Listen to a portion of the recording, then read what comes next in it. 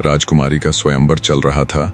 स्वयंवर की शर्त ये थी, जो व्यक्ति लोहे के 9 तवों में से तलवार को पार निकाल देगा, उसके साथ ही राजकुमारी का विवाह कर दिया जाएगा।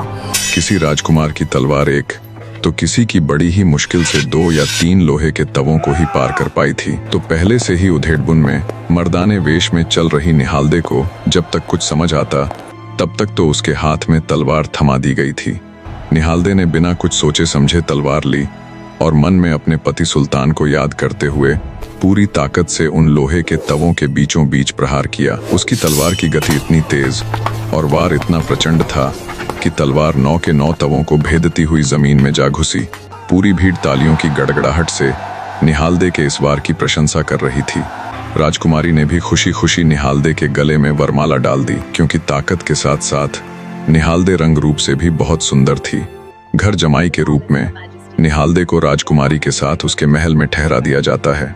निहालदे ने बेशक से मर्दाना वेश धारण कर रखा हो, पर अंदर से तो वो भी स्त्री ही थी। अंततः वो राजकुमारी के साथ ज्यादा बातचीत नहीं करती और रात के समय दूसरी और करवट लेकर सो जाती। राजकुमारी को उसका ये व्यवहार बड़ा ही अजीब लगा। 2-4 दिन तो वो इस व्यवहार को देख कुछ नहीं बोली, पर जब रोज की तरह आज भी निहालदे उससे पीठ फेर कर सोने के लिए तैयार हुई तो राजकुमारी के सब्र का बांध टूट गया। वो बोल पड़ी, हे वीर, तुम्हारे इस व्यवहार का क्या कारण है? मैं पहले दिन से ही देख रही हुई कि तुम जरा भी खुश नहीं लग रहे। क्या तुम्हें मेरे रंग रूप में कोई खराबी लगती है? क्या मैं बदसूरत हूँ? अन्यथा मेरे घर वालों द्वारा तुम्हारी खातिरदारी में किसी प्रकार की कमी रह गई।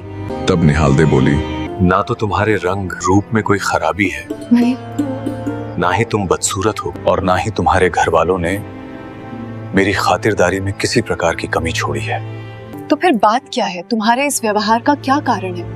क्यों तुम मेरे करीब आने के बजाय मुझसे दूर होकर पीठ फेर कर सोते हो? असमंजस में फंसी राजकुमारी सवालों की झड़ी लगाते हुए बोली।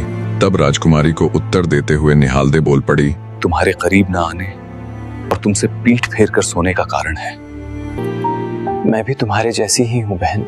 निहालदे की बात सुन राजकुमारी ने हैरत भरी सवालियां निगाहों से निहालदे की तरफ देखा।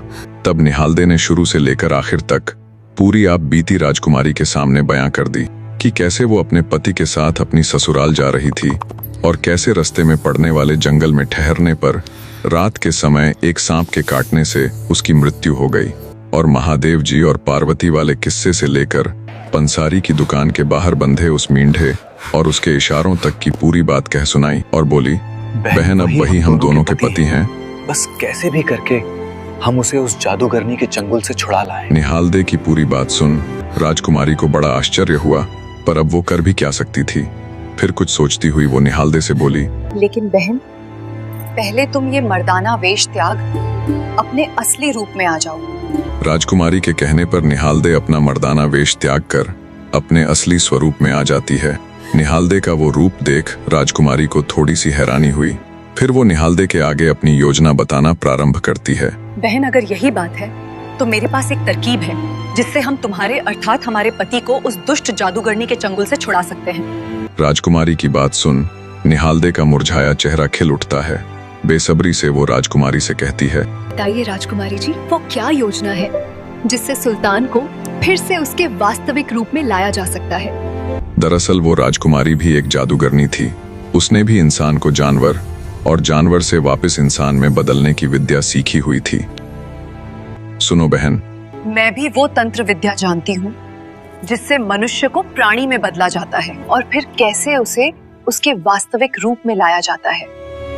कल हम दोनों वहां जाएंगे जहां उस जादूगरनी ने सुल्तान को मिंढा बनाकर बांधा हुआ है। मैं अपनी तंत्र विद्या की बदौलत उस जादूगरनी द्वारा सुल्तान पर किए जादू को काटकर सुल्तान को फिर से इंसान बना दूंगी। पर जब मैं ऐसा करूंगी तब पंसारी की जादूगरनी बेटी को यह कदापि हजम नहीं होगा। वो आग बबूला होती हुई मेरे साथ लड़ने आएगी। तब मैं सफेद चील बनकर आसमान में उड़ जाऊंगी। ये देख जादूगरनी भी मेरे पीछे आएगी। बस उसी समय तुम्हें सुल्तान से कहकर उस दुष्ट जादूगरनी को निशाना लगवाना है। जैसे ही सुल्तान का तीर उसको लगेगा, उसके प्राण पखेरु उड़ जाएंगे। फिर हम आराम से सुल्तान के साथ सुखपूर्वक अपना जीवन बिता सकेंगे। राजकुमारी की पूरी बात सुन निहालदे की आंखें चमक उठी। उसे विश्वास हो चला था कि जल्दी ही उसका पति अर्थात सुल्तान अपने असली रूप में होगा। अब उसे इंतजार था तो बस कल होने वाली सुबह का। कहानी को अब दूसरी तरफ यानी जादूगरनी की तरफ लेकर चलते हैं। जादूगरनी रात के समय सुल्तान को उसके वास्तविक रूप में लाकर उसके साथ चौपट सार आदि खेलती और जैसे ही सुबह होती वो फिर से मंत्र मारकर उसे मिंढा बना देती। जैसे ही सुबह हुई और दिन थोड़ा ऊपर चढ़ा, निहालदे जादूगरनी राजकुमारी को साथ ले पंसारी की दुकान के बाहर पहुंच जाती है, जहां उस दुष्ट जादूगरनी ने सुल्तान को मिंढा बनाकर बांध रखा था। वहां पहुंचकर राजकुमारी ने अपनी मंत्र शक्तियों द्वारा दुष्ट जादूगरनी के जादू को काटकर मिंढे को फिर से इंसान बना दिया।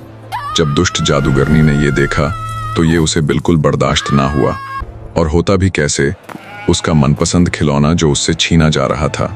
जैसे ही पंसारी की बेटी राजकुमारी पर झपटी तो योजना अनुसार राजकुमारी एक सफेद चील के रूप में बदल गई और आसमान में उड़ने लगी। क्रोधित दुष्ट जादूगरनी ने भी चील का रूप धारण किया और वो भी आसमान में जाकर राजकुमारी के साथ लड़ने लग जाती है। तब निहालदे अपने साथ लाया धनुष बाण सुल्तान को देते हुए बोली, महाराज, आसमान में उड़ रही उस काली चील जो कि वो दुष्ट जादूगरनी है, उस पर निशाना साधो। निहालदे की बात सुन सुल्तान कहता है, क्या काली और क्या सफेद, और इस बात का क्या भरोसा कि जादूगरनी राजकुमारी हमारे साथ पूरे जीवन अच्छे से पेश आएगी। अगर कल को उसके साथ कुछ कहा सुनी हो गई तो वो भी हमें कभी मिंढा तो कभी मेमना बनाकर खड़ा कर देगी। इतना कहते हुए सुल्तान ने निशाना साधा और बाण से अत्यंत वेग से निकला हुआ सुल्तान का तीर आपस में लड़ रही काली चील और धोली चील दोनों के आर पार हो जाता है। फलस्वरूप उस दुष्ट जादूगरनी के साथ साथ जादूगरनी राजकुमारी के भी प्राण पखेरु उड़ जाते हैं। सुल्तान निहालदे को ले अपने नगर कीचकगढ़ की ओर चल पड़ता है। 2 दिन के लंबे सफर के बाद सुल्तान और निहालदे कीचकगढ़ पहुंच जाते हैं। वहां पहुंचने पर महल में सीधा जाने की बजाय सुल्तान निहालदे संग शाही बाग में रुक जाता है। जैसे ही सुल्तान के वापस लौटने की खबर पहरेदारों ने राजा मैनपाल और रानी को दी, दोनों के दोनों तुरंत सब कुछ छोड़ छाड़ कर भागे भागे शाही बाग में चले आते हैं। राजा मैनपाल बेटे सुल्तान को बाहों में भरता हुआ बोला, बेटा, बहुत रुलाया है तुमने। तुम्हारी याद में एक एक दिन कई सालों की तरह गुजरा है हमारा। अरे मैंने तो वो देश निकाला सिर्फ तुम्हें डराने के लिए टंगवाया था। मुझे जरा सा भी ये अंदेशा नहीं था कि तुम सचमुच उसे देखकर हमें छोड़कर चले जाओगे।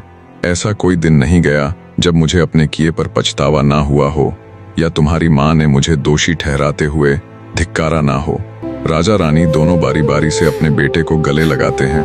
अच्छी तरह से मिलन होने के बाद सुल्तान अपने माता पिता को निहालदे का परिचय देता है। सुल्तान अपने साथ बहू को भी लाया है। ये जान उन दोनों को और अधिक खुशी हुई। निहालदे भी आगे बढ़कर अपने सास ससुर के चरण छू लेती है। राजा मैनपाल पूरे सम्मान के साथ अपने बेटे और बहू को राजमहल के अंदर लेकर जाते हैं और अगले ही दिन वे सुल्तान का राज तिलक कर उसे कीचकगढ़ का नया राजा घोषित कर देते हैं। इस प्रकार राजा सुल्तान रानी निहालदे के साथ सुखपूर्वक जीवन व्यतीत करता है। निष्कर्ष, इस प्रकार अनेक कष्टों, विश्वासघातों, संघर्षों और चमत्कारों से गुजरकर राजकुमार सुल्तान का जीवन पूर्ण होता है। जिस बालक को एक भूल के कारण देश निकाला मिला था, वही बालक समय के साथ साहस, करुणा और धर्म का प्रतीक बन गया। उसने न केवल दानव का वध कर नगर को भयमुक्त किया, बल्कि साथ साथ जानी चोर जैसे भटके हुए मनुष्य को भी सही मार्ग दिखाया और हर स्थान पर न्याय व दया का परिचय दिया। सुल्तान की हर जगह जीत ये साबित करती है कि जब मनुष्य के मन में किसी प्रकार का खोट ना हो, उसकी नीयत साफ हो, वो दूसरों के प्रति दयावान हो और अपने कर्तव्यों के प्रति पूरी तरह समर्पित हो, तो उसके साथ भगवान हर क्षण होता है, जिससे व्यक्ति की जीत निश्चित है। हालांकि राजकुमार सुल्तान जैसे रहमदिल मनुष्य द्वारा अंत में राजकुमारी को भी उस दुष्ट जादूगरनी के साथ मारने का फैसला चौंकाने वाला था, पर उसके पीछे उसकी सोच सही थी और उसका ये मानना सत्य भी था कि अगर वो राजकुमारी को उस दुष्ट जादूगरनी के साथ ना मारकर जीवित छोड़ देता तो वो उनके वैवाहिक जीवन में मुसीबत बन सकती थी और अपनी तंत्र विद्या का दुरुपयोग उनके ऊपर कर सकती थी। अंत में राजा मैनपाल की मानसिक स्थिति ये दर्शाती है कि उसके एक छोटे से गलत फैसले के कारण उसने पूरे 12 वर्ष अपने इकलौते पुत्र के विरह में काटने पड़े। इससे हमें सीख मिलती है कि कोई भी निर्णय बिल्कुल ठंडे मन अर्थात शांत हृदय और पूरे विवेक के साथ लिया जाना चाहिए, अन्यथा परिणाम बुरा ही होता है। उम्मीद है कहानी को आपने पूरा एंजॉय किया होगा। इसी बात पर अभी चैनल सब्सक्राइब करके हर हर महादेव लिखना ना भूले। इतनी मेहनत के बाद आप सबसे ये उम्मीद करना गलत तो नहीं है। इन छोटी छोटी चीजों से ही हमें बहुत मोटिवेशन मिलता है काम में सुधार लाते हुए उसे और अधिक बेहतरीन बनाने का।